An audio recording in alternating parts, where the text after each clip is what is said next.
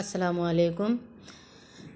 আমি national public স্কুলের পক্ষ থেকে স্ট্যান্ডার্ড 4 অর্থাৎ ক্লাস 4 স্ট্যান্ডার্ড 4-এর বেঙ্গলি ক্লাস নিচ্ছি আজকে। এটা নভেম্বর মাসের সিলেবাস। নভেম্বর মাসের সিলেবাসে ছিল বনের খবর, প্রমোদা রঞ্জন রায়, বিচিত্র সাদ, রবীন্দ্রনাথ ঠাকুরের। এই দুটো কোশ্চেনের অ্যান্সার কিন্তু করে দেওয়া হয়েছে। আজকে বাকি আছে আমাজনের জঙ্গলে, এটা আজকে ক্লাস নিচ্ছে বা করে দিচ্ছে অমরেন্দ্রনাথ চক্রবর্তী। অমরেন্দ্র চক্রবর্তী, ঠিক আছে।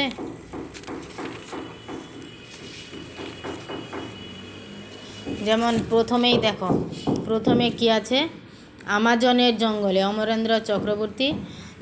একটি বাক্যে উত্তর দাও। লেখক কাকে বন্ধু হিসাবে চেয়েছেন? লেখক কাকে বন্ধু হিসাবে চেয়েছেন? অ্যান্সার, লেখক উবার মতো নির্ভীক, সাহসী, সৎ, নিষ্ঠাবান ছেলেকে বন্ধু হিসাবে চেয়েছেন। লেখক উবার মতো নির্ভীক, সাহসী, সৎ ও নিষ্ঠাবান ছেলেকে বন্ধু হিসাবে চেয়েছেন। 2 নম্বর, আমাজনের লোকেরা কাকে জলের দেবতা ভাবে? অ্যান্সার, আমাজনের লোকেরা বোতকে জলের দেবতা মনে করে। আমাজনের লোকেরা বোতকে জলের দেবতা মনে করে, ঠিক আছে। 2 বা 3টি বাক্যে উত্তর দাও। উবা কেমন প্রকৃতির ছেলে? উবা নির্ভীক, সাহসী, সৎ ও নিষ্ঠাবান ছেলে। উবার চিত্রশিল্পে পারদর্শী। উবা চিত্রশিল্পে পারদর্শী। সে বনের কাঠকুটোর জড়ো করে ছবি তৈরি করত।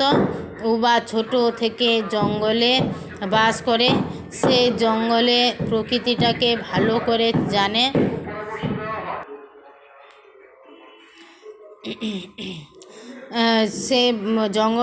উবা ছোট থেকে জঙ্গলে বাস করে। সে জঙ্গলের প্রকৃতিটা ভালো করে জানে, তাই বাইরের জগৎটাকে তার সম্পূর্ণ অচেনা। সে ওই জঙ্গল ছাড়া পৃথিবীর আর কিছুই দেখেনি বা চেনে না। অ্যান্সার আরেকবার বলে দিই। উবা কেমন প্রকৃতির ছেলে? উবা নির্ভীক, সাহসী, সৎ ও নিষ্ঠাবান ছেলে। উবা চিত্রশিল্পে পারদর্শী। সে বনের কাঠকুঠো জড়ো করে ছবি তৈরি করত। উবা ছোট থেকে জঙ্গলে বাস করে। সে জঙ্গলের প্রকৃতিটা ভালো করে জানে, তাই বাইরের জগৎটাকে তার সম্পূর্ণ অচেনা। সে ওই জঙ্গল ছাড়া পৃথিবীর আর কিছুই দেখেনি বা চেনে না। তারপরে এদিকে আছে, কোন পৃথিবীর মানুষ আমি? সেই পৃথিবীটা কীরকম? লেখককে? লেখক অমরেন্দ্র চক্রবর্তী। কোন রচনার অংশ? আমাজনের জঙ্গলে। আমাজনের জঙ্গলে রচনার অংশ। আমাজনের জঙ্গল রচনার অংশ। তারপর কে এই প্রশ্ন করেছিল? এই গল্পের এক নির্ভীক চরিত্র উবা এই প্রশ্ন করেছিল। উভা প্রশ্ন করেছিল লেখকের কাছে। কার কাছে করেছিল?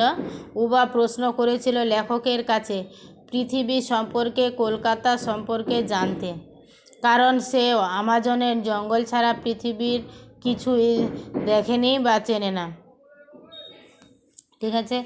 সঠিক উত্তরটির নিচে দাগ দাও। আমাজনের জঙ্গল খুব ভয়াবহ না স্বাভাবিক?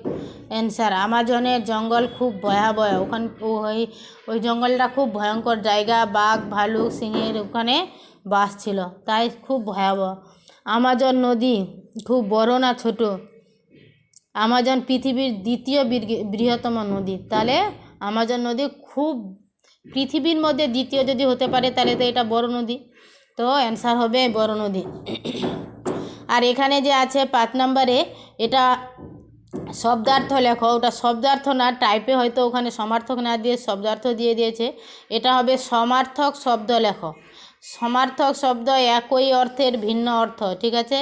চাঁদ, চাঁদ হচ্ছে ভানু, চন্দ্র। নদী, তটিনী, প্রবাহিনী, স্রোতস্বিনী। জল, বাড়ি, পানি। জল, বাড়ি, পানি, ঠিক আছে। আজকে এ পর্যন্তই। দেখো, তোমরা যে কোনো গল্প বা কবিতা পড়ো না কেন, তোমরা আগে গল্পটা বা কবিতাটা বারবার করে রিডিংটা পড়ে নেবে। কবিতার ক্ষেত্রে 10 লাইন মুখস্থ তো আছেই, কিন্তু তবুও সম্পূর্ণ কবিতাটা রিডিংটা পড়ে নেবে বারবার করে। তারপরে বানানগুলো করবে, কবির নাম লেখকের নাম মুখস্থ করবে, জানবে। তারপরে তোমাদের কোশ্চেনের অ্যান্সারগুলো দেওয়া কিন্তু সহজ হবে, ঠিক আছে।